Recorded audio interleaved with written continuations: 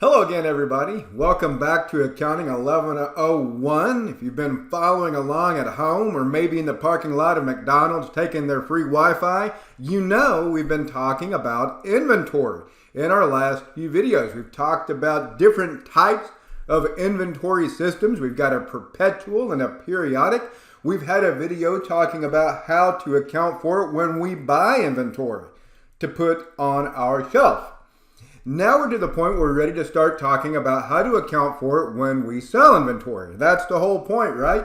We put an item out on the shelf. We hope that somebody comes along and buys it sooner rather than later. So here we go, talking about inventory sales. Now, before we get into that, we need to talk a little bit about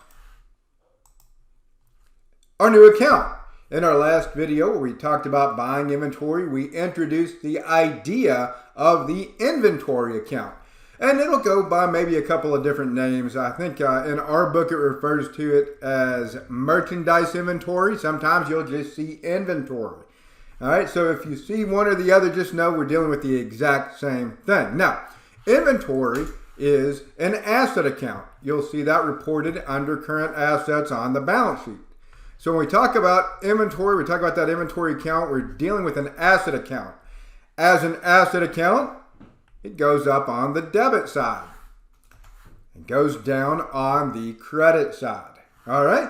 So you should be familiar with the idea of the inventory or merchandise inventory account by now. Now, we also talked about in that video how the debit side is going to reflect or represent our purchase price of inventory, the amounts that we paid for the inventory. The credit side is going to be hit when we sell inventory. When we sell it, we don't have inventory anymore. We got to get it off the books. And we do that with a credit entry to the inventory account. We'll get into that a little bit later. That credit side is also going to reflect when we return inventory. Maybe we bought some inventory, it turned out to be defective, turned out to be not what we wanted. We sent it back to the vendor. Well, that's going to involve a credit to inventory as we learned last time.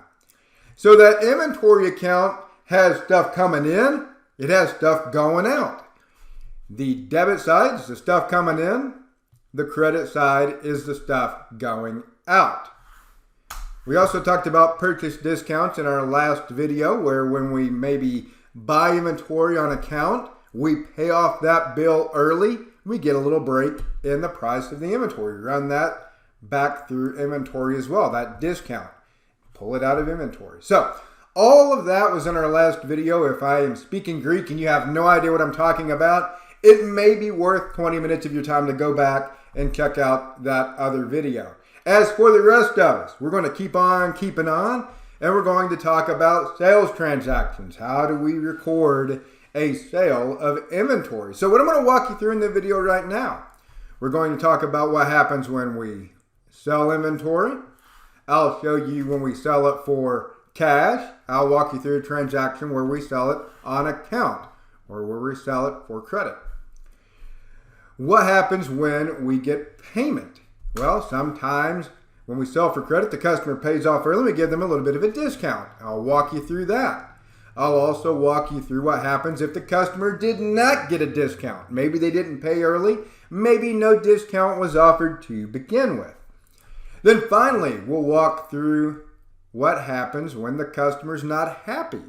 They return an item or we give them an allowance. I'll walk you through both scenarios as we walk through the video. So there's the game plan right there. I didn't circle the one in the middle.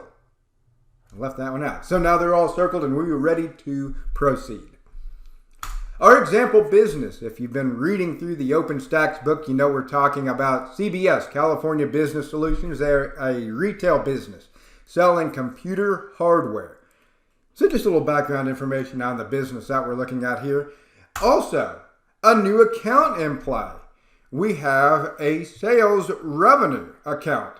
Sometimes it will just be called sales or sales revenue. So you may see both of those terminologies or account titles thrown out there. I tend to use sales revenue. It's a revenue account.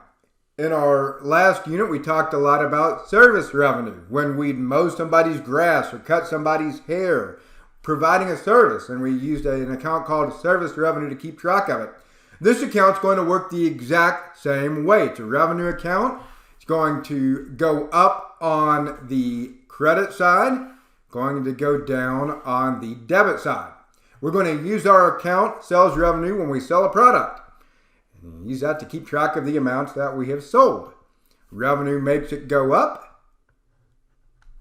And as we talked about in our last unit, very rarely will we ever have a debit to a revenue account unless we're closing it out or we boogered something up and we have to fix it, right?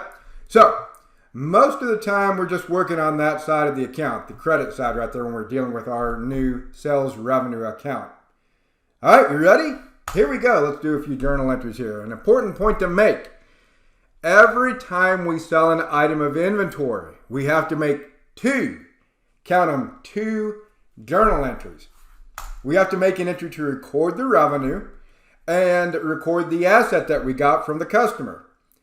Second entry we make is going to record the expense of the sale, which we call cost of goods sold, and it's going to take the inventory out of inventory. All right, because we don't have any more. We've got to get rid of it. So two entries you got to make. Record the revenue and what we got, and then in that second entry, we take the inventory away. We don't have it anymore. Let's look at an example here. We got the 3rd of March right here. CBS sells merchandise for $12,000 in cash. Cost of goods sold was $6,200. So in other words, we got $12,000 from the customer. We had paid $6,200 for that inventory, so we're making a little profit here. Very good. We like profit. So 3-3. Two entries we have to make. The first one, record the revenue and what we got. Record the sale and what we received. We got $12,000 in cash. $12,000. Right there. And we're going to record the revenue. Revenues are going to be credits. Sales revenue is what we hit when we record the sale of a product. So there we go. That's the first entry right there. Cash debit, sales revenue credit. Our second entry that we have to make, we have to record what we had paid for that inventory. That's an expense called cost of goods sold, or COGS.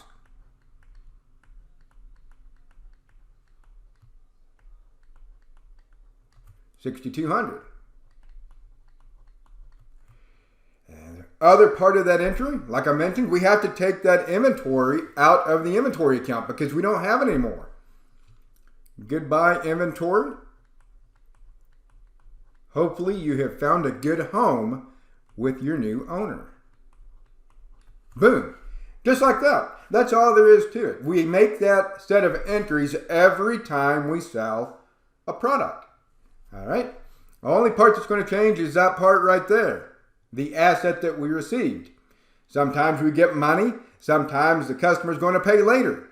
We get an IOU, which we call an accounts receivable. Sometimes we get a down payment and an IOU.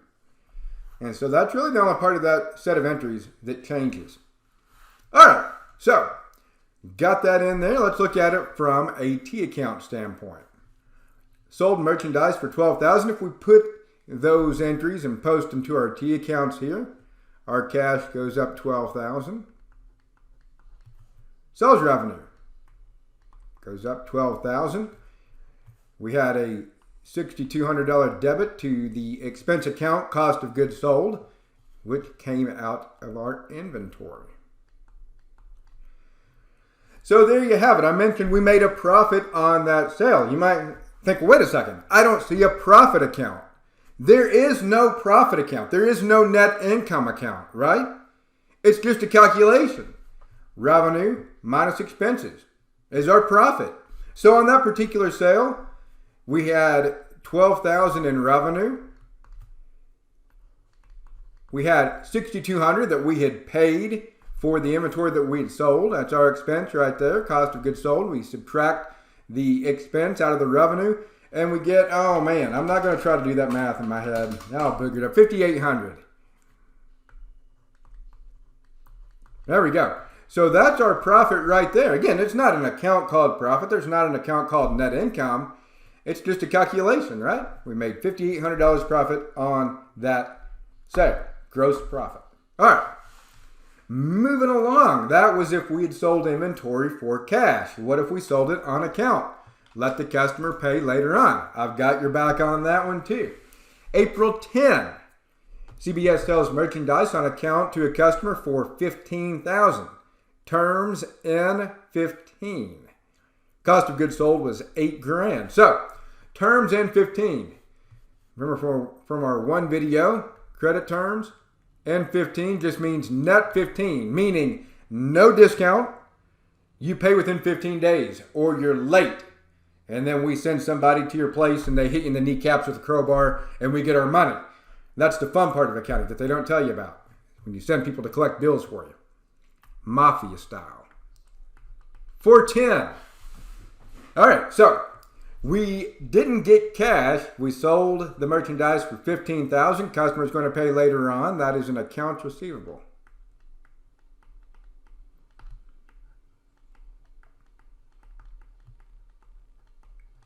$15,000. And our sales revenue credit.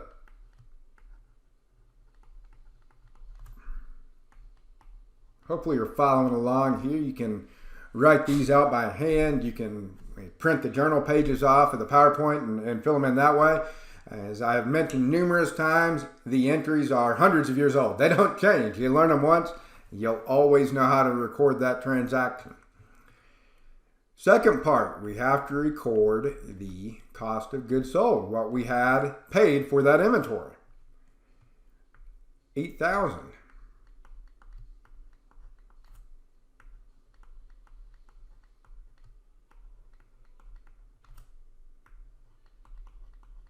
Boom, just like that. We have to take it out of inventory. We don't have that inventory anymore. Inventory's gone. So there we go. Same idea as I showed you before. The only difference is right there. Instead of getting cash, we got an account receivable. Customer's going to pay later on.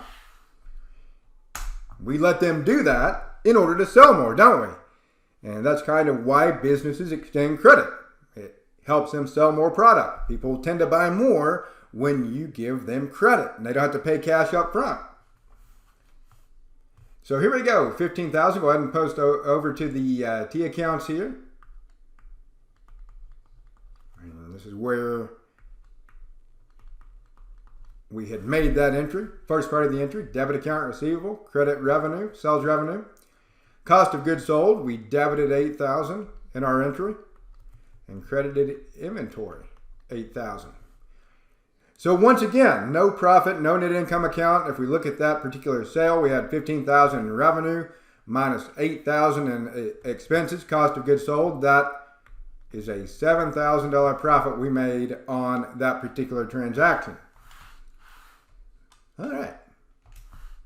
Moving right along. I forgot to update the name of my business.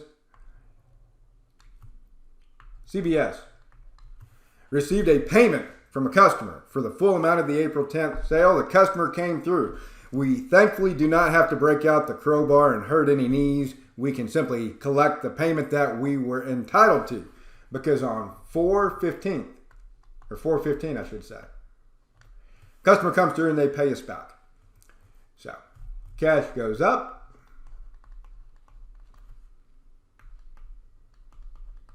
And that account receivable goes away with a credit.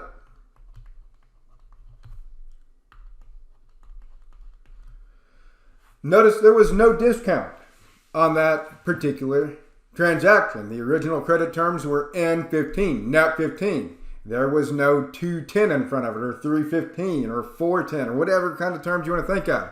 It was just N15. You got to pay within 15 days. Sometimes you see NEOM, end of the month.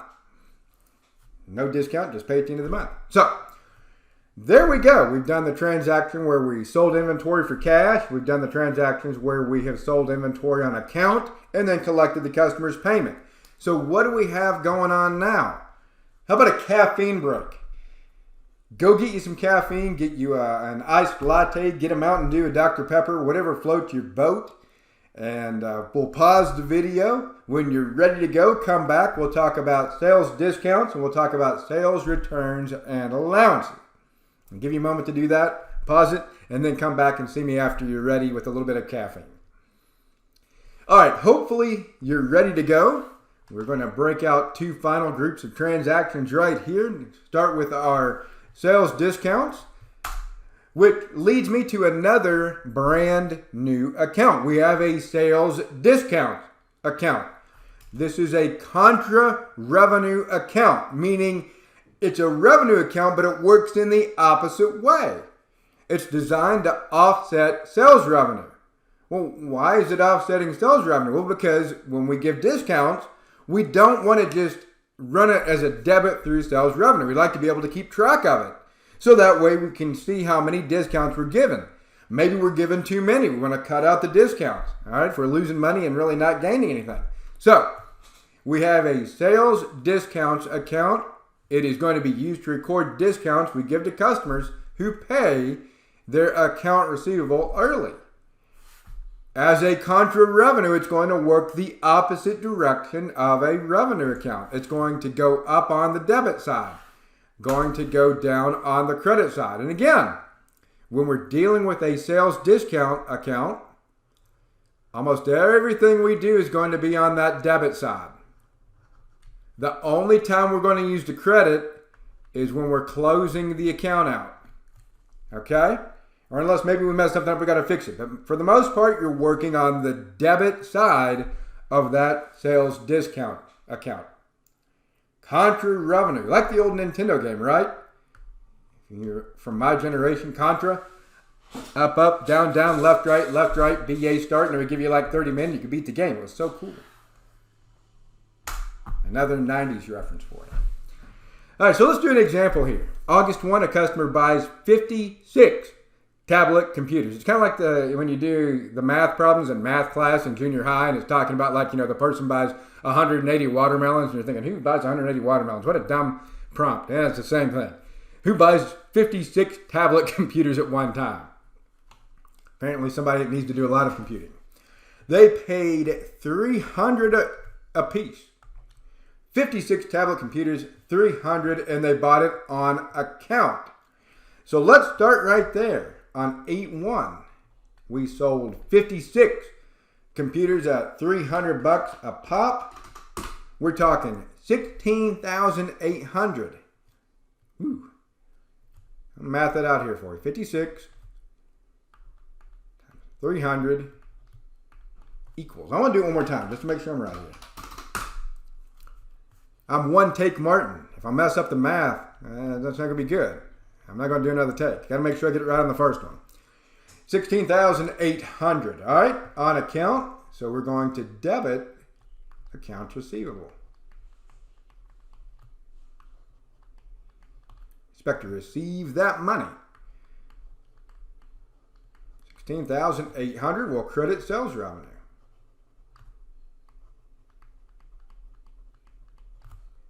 Look at that. Beautiful. All right, so that's entry number 1. We also have to record what we paid for the inventory. Hopefully by now you've caught on. That's called cost of goods sold.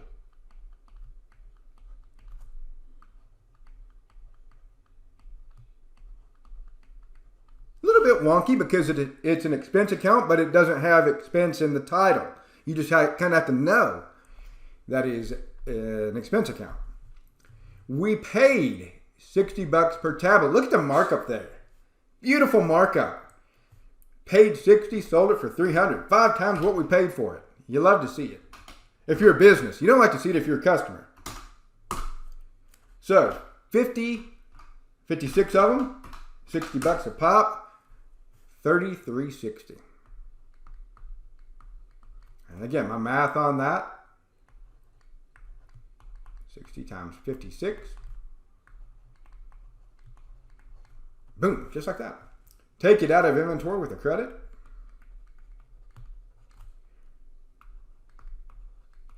So you might look at that and think, well, that looks pretty much exactly like what we had done before. What's the difference? I'll show you. Before, we just had net 30 as our payment terms, but now we've got 210 net 30. What in the world does that mean? Well, that means, if you remember back in our other videos, we're going to give the customer a 2% discount if they pay in 10 days. Our goal in providing or offering that discount is try to get the customer to pay as quickly as possible. I can't pay my vendors and I can't pay my employees with an IOU from someone else, right? I've got to pay them in money, in dollars, in cash. So I'm trying to convert that amount the customer owes me into cash that I can use as quickly as possible. So if I give them a little discount, a little carrot on the end of the stick, maybe they'll pay a little bit sooner. So where this is going to come into play is when they do pay, if they get that discount, got to do a little accounting for it. But first we'll worry about this part right here. Go ahead and post them over to the ledger account. I've already forgotten every number that I wrote down. Goodness gracious, 16,800.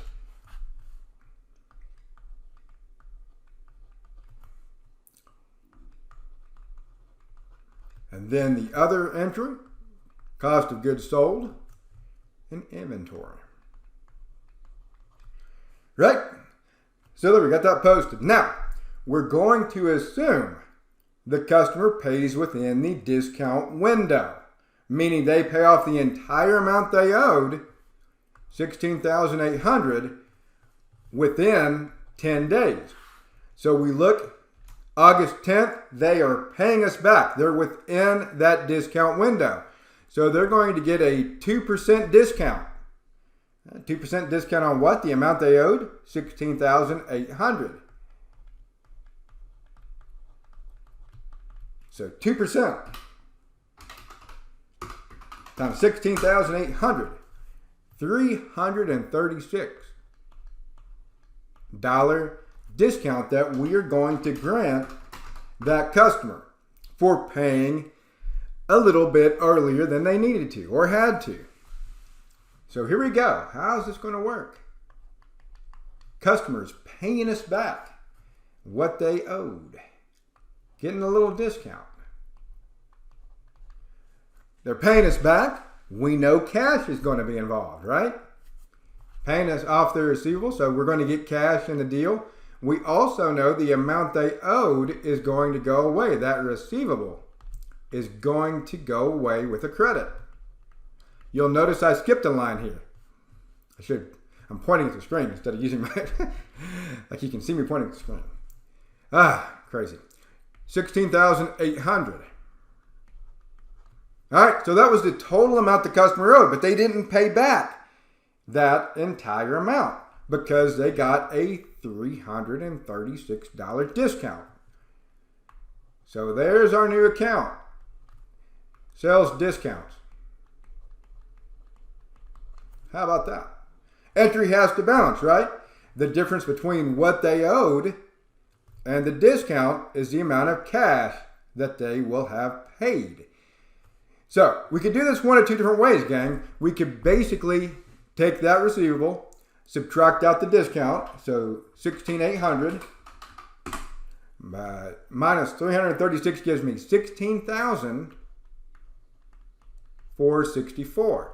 So again, the way I did that, they owed 16,800. They got a discount.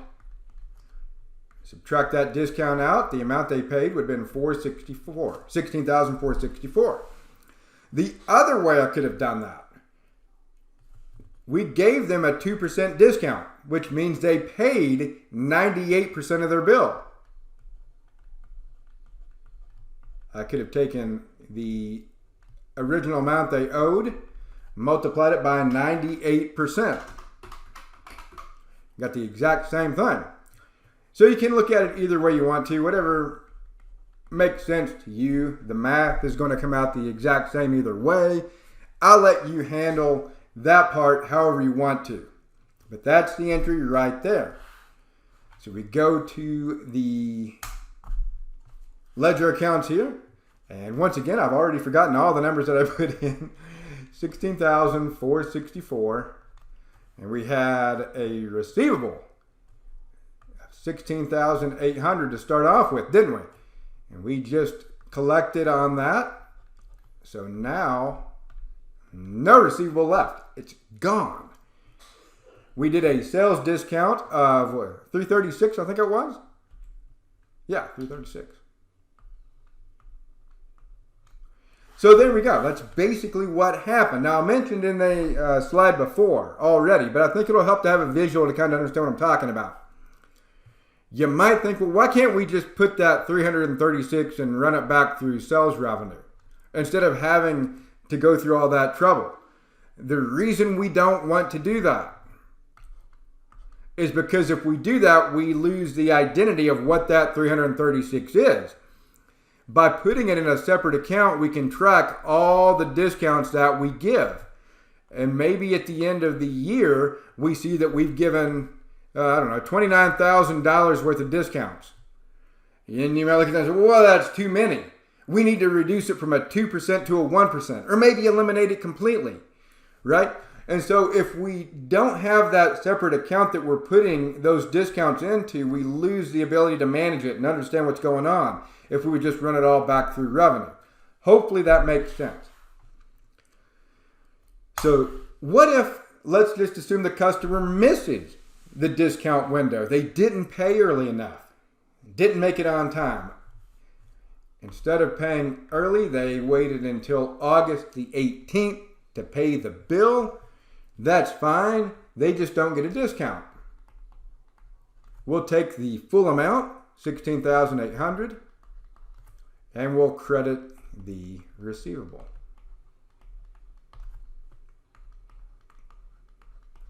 Nothing else necessary right there.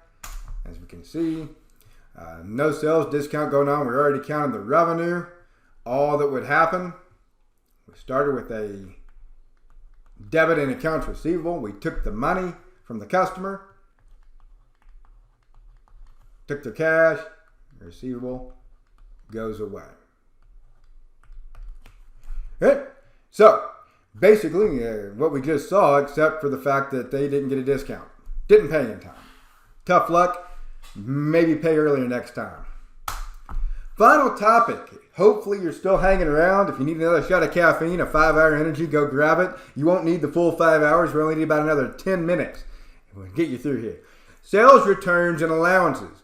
You've probably bought a product before in your life as a consumer that you weren't happy with and you had to take it back. Had to send it back into Amazon, or maybe you had to take it back to Walmart, whatever the case might be. So when we talk about a return, we're talking about a scenario where the customer doesn't want to keep the product and they bring it back and they get their money back.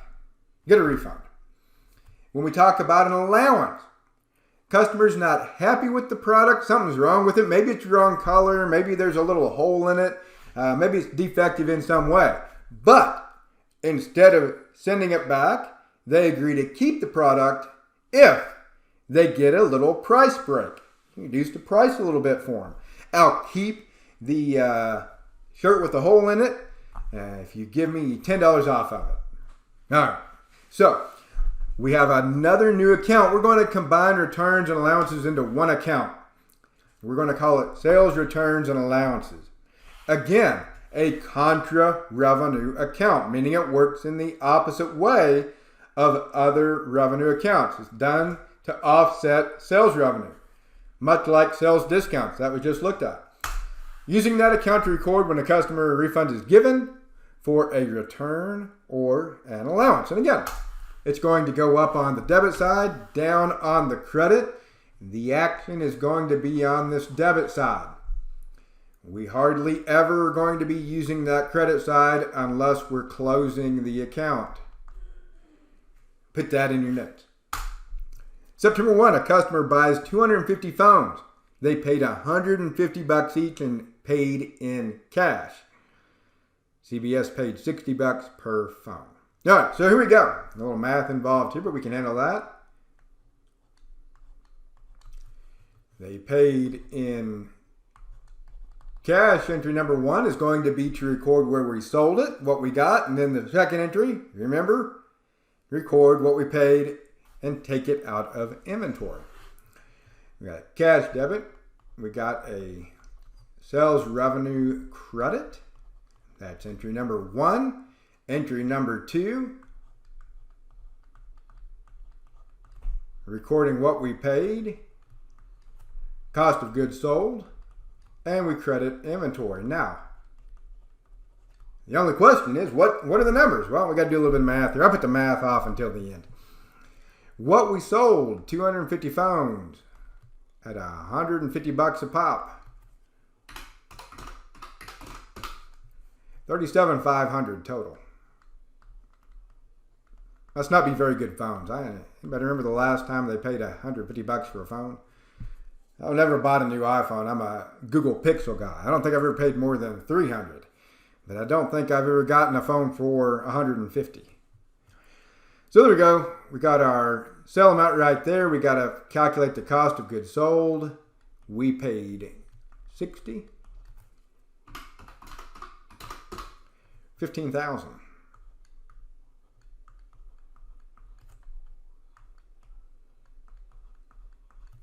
A lot more efficient doing the accounting videos. If we're in a classroom and just go off random topics, like have you ever bought a $150 phone before? And then before you know it, we spent 20 minutes talking about everybody's Nokia from the year 2006. At least a lot of time that way. But here I just asked a question. Nobody answers me. It works out really good. So there we go. We've got on 9-1 our sale, what we received, counting the revenue, and then we got what we had paid, and we take it out of inventory. So if we look at it from a T account standpoint, we got $37,500 in cash, and we count the revenue. Our cost of goods sold was $15,000. We took that out of inventory. So again, I'm just posting what I had written out over to the ledger account. Hopefully you've caught on to that. September 3rd, customer finds that 40 of the phones are the wrong color, returns them to CBS for a full refund. We got a mad customer. So this transaction, what's going to happen here is almost going to be like what we just did, but in reverse. And kind of reversing out part of what we had did in the previous transaction where we recorded the sale. First of all,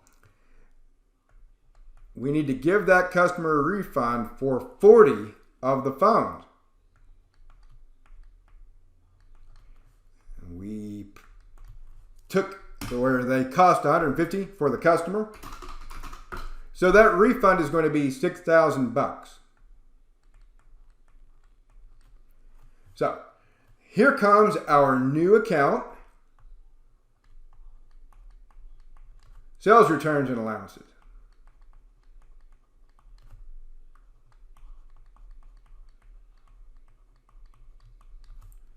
$6,000.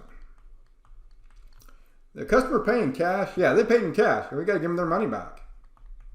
If they hadn't paid yet, if they had bought an account receivable, then we would credit account receivable. We'd credit that so they wouldn't owe as much. But they paid cash. We're going to give them their money back. Make them happy. So that's part 1. Give them their money back, and then we count a sales returns and allowance. Second part. As long as nothing is wrong with the inventory and we don't have to spend anything and getting it back up into a sellable condition, we can just stick it back on the shelf. So all we're doing in the second part of the entry is we are reversing the second part of the original entry. We're going to debit inventory to put it back in inventory. We're going to credit cost of goods sold as if that transaction had never happened. So 40, we paid $60 a piece, I believe it was. 40 times 60, 2,400. Going back into inventory and coming out of cost of goods sold. So there we go. That's how we do it. Reverse that last part right out there. Now, if a business has a lot of returns and allowances, You think of someone like a Kohl's or like, a big box retailer. They deal literally with returns all day long. People are always bringing stuff back. So in those circumstances, when you have a big retailer that has a lot of returns and allowances, they will actually make an estimate and kind of record estimated sales returns kind of as they go along. They won't wait for them to happen. All right, and then kind of a little bit of an advanced topic. We get into that a little bit in intermediate accounting. But just be aware that there are businesses that will actually kind of proactively record and estimate returns and allowances. Here we are back at our ledger accounts here with numbers that I've forgotten once again. I think it was $6,000, wasn't it? And the $6,000 that we had to give back to the customer, and we took that out of cash, and then we have a $6,000 sales return and allowances entry on the debit side. $2,400 was what got put back into inventory. Added $2,400 back into inventory and reduced the amount of cost of goods sold by that exact same amount. So just posting those amounts over to the ledger. And once again, kind of like we saw with the sales discounts, returns and allowances lower the amount of sales revenue. They work to offset sales revenue. So our net sales at this point, sales on the income statement are always reported net of returns, allowances, and discounts. So our net sales at that point would be $31,500. Right on. So customer finds that 20 of the phones are slightly damaged. Well, dang, we just can't make these people happy. Customer keeps the phones but receives a sales allowance of $10 per phone. It's really kind of wacky. It's a different color. I'm going to send it back. But if it's broke, I'm going to keep it. Just give me $10. Oh, it shows you how vain people can be. It just has to be a certain color. I'll deal with a broke phone as long as it's the right color. Wow. All right, so 20 phones coming, not coming back, but we're giving a $10 allowance. 20 times 10. Going to be a $200 allowance that we're giving here to that customer on 9/8. Going to debit sales returns and allowances, $200, and we're going to credit cash $200. We got to give them their money back. Give them the allowance here. They'd already paid. If they had not already paid, then we would credit accounts receivable. We'd take it off of their account. They wouldn't know that amount anymore. So that is the game we're playing. Sales returns and allowances. Now, you might be thinking, what if we have a return or an allowance and the customer pays off their balance within the discount period? We got all this stuff going on. Put it all in a pot, stir it up. How are we going to make that happen? Well, if we have a discount scenario and returns and allowances, we're going to calculate that discount on the amount the customer owes after the returns and allowances have been made. Okay, assuming they don't make them after they've already made the payment. All right, and so kind of picture a scenario. Customer buys 10 items of inventory. They return 2. So now they owe for 8 items of inventory, and they pay within a discount period. They're not paying for the entire 10. They're just paying for the 8, right? So as long as it's kind of happening before the payment is made, the returns and allowances, I should say, then that's okay. And this is how we're going to account for it. In the interest of time, I've already got the journal entries there. We're going to be at about 40 minutes by the time we're done here. And I told you, and that's why we needed the caffeine, right? Entry number 1, we are selling 55 printers on account.